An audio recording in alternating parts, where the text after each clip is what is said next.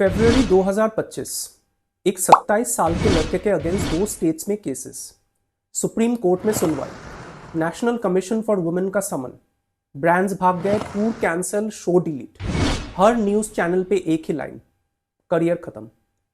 जून 2026 वही लड़का, वही शो, नेटफ्लिक्स के होम पेज, 16 महीने, बस 16 महीने का गैप है इन दोनों सीन्स में। आज समझते हैं कि बीच में क्या हुआ, और ये कहानी सिर्फ समय रैना की नहीं है। तो रिवाइंड करते हैं। इंडियाज गॉट लेटेंट, यूट्यूब का सबसे क्योटिक, सबसे अलग शो, जून 2024 में शुरू हुआ और देखते देखते कल्चरल फेनोमेना बन गया। फिर फरवरी 2025 एक मेंबर्स ओनली एपिसोड में रणवीर अहलाबादिया एक सवाल पूछता है, वुड यू रादर। मैं यहां रिपीट नहीं करूंगा, आप जानते हो वो सवाल अच्छे से। क्लिप वायरल होती है और उसके बाद जो हुआ उसको आउटरीच बोलना अंडरस्टेटमेंट है। वो एक साथ पूरा सिस्टम एक्टिवेट हो गया। गिनते जाओ। गुवाहाटी में एफआईआर, असम के सीएम ने खुद अनाउंस की, महाराष्ट्र साइबर सेल का केस, एनसीडब्ल्यू का समन, पार्लियामेंट की कमेटी ओटीटी रेगुलेशन की बात करने लगी। सुप्रीम कोर्ट ने रणवीर को प्रोटेक्शन तो दी, पर साथ में बोला डर्टी माइंड। कोर्ट का शब्द है, मेरे नहीं। मिंत्रा ने कोलैब हटाया, केएफसी ने रील डिलीट की, थ्रेट्स के बाद अहमदाबाद, सूरत, दिल्ली का शोज कैंसिल, और समय उसने अपने हाथ से अपना पूरा शो डिलीट किया। हर एपिसोड अपनी बनाई हुई चीज अपने हाथ से। बाद में अपने स्पेशल में समय ने उस वक्त के बारे में सिर्फ 3 शब्द कहे, इट ब्रोक मी। और उस वक्त इंडस्ट्री कहाँ थी? कहीं नहीं। बॉलीवुड चुप, बड़े क्रिएटर्स चुप। जो लोग कल तक लेटेंस के सेट पे हंसते हुए बैठते थे, उनमें से ज्यादातर ने डिस्टेंस बना ली, क्योंकि कंट्रोवर्सी छूत की बीमारी है, कोई पास नहीं आता। उस वक्त लगता था कि यह कहानी खत्म हो गई, पर ऑडियंस कहीं नहीं गई थी। एफआईआर गवर्नमेंट फाइल करती है, शोज वेन्यूज कैंसिल करते हैं, ब्रांड्स एजेंसीज ड्रॉप करती है, पर ऑडियंस का कोई ऑफिशियल स्पोक्सपर्सन नहीं होता। वो चुपचाप वेट करती है, डिस्कॉर्ड पे, चेस स्ट्रीम्स पे, रीअपलोडेड क्लिप्स पे। जून 2025 में जब पुराने लेटेंट क्लिप्स दूसरे चैनल्स पे वापस आए, लोग फिर से देखने लगे। डिमांड जिंदा थी। अगस्त 2025 समय अनाउंस करता है नया टूर। नामी स्टेटमेंट था, still alive and unfiltered. Reports के मुताबिक लगभग 40,000 टिकट्स 1 घंटे के अंदर सेल हो गए। टिकटिंग साइट्स क्रैश होगी, हर सिटी सोल्ड आउट, बेंगलुरु से दिल्ली तक। ये वही देश था जहां 6 महीना पहले उसके शोज थ्रेट्स की वजह से कैंसिल हो रहे थे। अब वही शोज मिनट्स में बिक रहे थे।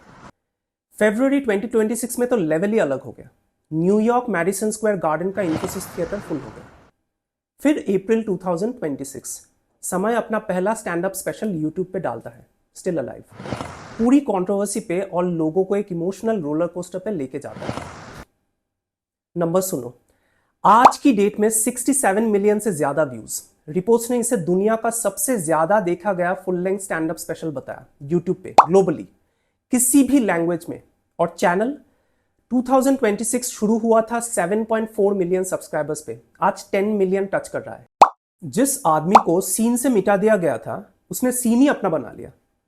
और फिर आता है 18 जून 2026, नेटफ्लिक्स का ऑफिशियल अनाउंसमेंट। 2 प्रोजेक्ट्स, एक India's got latent season 2 Netflix और यूट्यूब पे साइमलकास्ट, फर्स्ट ऑफ इट्स काइंड। 2 एक exclusive Netflix comedy special in development. एक सेकंड के लिए इसको रजिस्टर करो। वही शो, वही फॉर्मेट, वही होस्ट, जिसके अगेंस्ट एफआईआर थी, जो सुप्रीम कोर्ट तक गया, जो पूरा डिलीट करना पड़ा। अब दुनिया का सबसे बड़ा स्ट्रीमिंग प्लेटफॉर्म उसको अपने लोगों के साथ लॉन्च कर रहा है। अब पैसों की बात, क्योंकि इंटरनेट पर एक नंबर घूम रहा है, 15 से 20 करोड़। टू बी ऑनेस्ट, ये नंबर नेटफ्लिक्स ने कंफर्म नहीं किया, समय ने भी नहीं। ये एक वायरल एस्टिमेट है, fan calculations. OTT deals confidential होती है, तो एग्जैक्ट फिगर पे मत जाओ। पर जो बात कंफर्म है वो ये, जो इंडस्ट्री कल उसे अनटचेबल मान रही थी, आज वही इंडस्ट्री उसमें इन्वेस्ट कर रही है। रिजेक्शन से चेक तक का सफर, सिर्फ 16 महीने।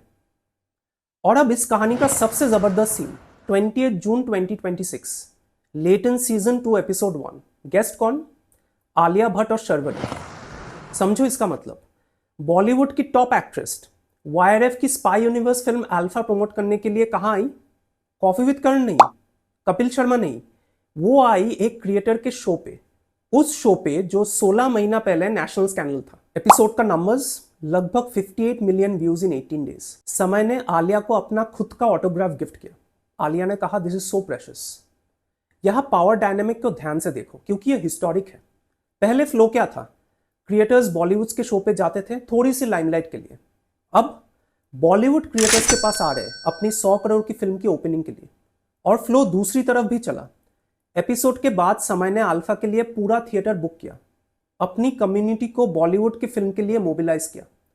मतलब अब क्रिएटर सिर्फ प्रमोशन का प्लेटफॉर्म नहीं है, क्रिएटर अब डिस्ट्रीब्यूशन है, क्रिएटर अब ओपनिंग वीकेंड है। अब थोड़ा सांस लेते हैं क्योंकि मैं इस वीडियो को सिर्फ हीरो वर्शिप नहीं बनने दूंगा। पहली बात, समय का केसेस ऑफिशियली क्लोज नहीं है, चार्जशीट बनी थी, मामला पेंडिंग है, क्लियर्ड बोलना गलत होगा। दूसरी बात, सुप्रीम कोर्ट ने एक अलग केस में डिसेबिलिटी वाले कमेंट्स पे समय और दूसरे कॉमेडियंस को फंड ऑर्गेनाइज करने का ऑर्डर दिया। फाइन नहीं था, सोशल रेस्पॉन्सिबिलिटी था, और उन्होंने किया भी।